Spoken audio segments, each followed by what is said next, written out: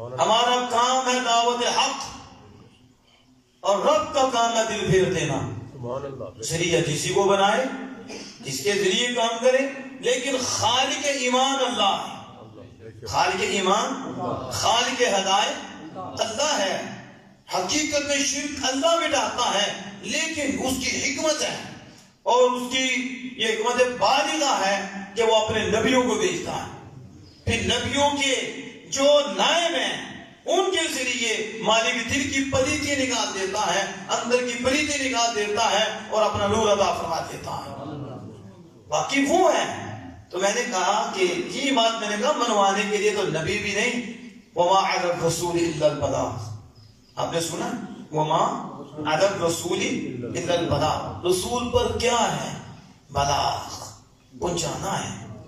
یا ایھا الرسول بلغ ما انزل الیک من ربک، اے رسول پہنچا دیجئے جو آپ کو آپ کے رب کی طرف سے ملا ہے، آپ پہنچا دیجئے، آپ کا کام ہے پہنچانا، پہنچانا۔ تو جب رب آپ کے ذریعے دل پاک کرنا چاہتا ہے تو پھر پاک بھی کر دیتا ہے کہ آپ رب نے مزکی بھی بنایا ہے، لیکن مزکی کا یہ مطلب نہیں کہ وہ تزکیہ خود پیدا کرتے ہیں۔ ہمارا خدا ایک ہی ہے، وہ خالق تزکیہ بھی وہی ہے، دل کی پاکیزگی پیدا کرنے والا بھی وہی ہے، دل کو روشن کرنے والا بھی وہی ہے، لیکن یہ اس کی حکمت ہے اور اس کا ایک طریقہ ہے کہ پاک وہ کرتا ہے لیکن یاروں کے ذریعے کرتا ہے۔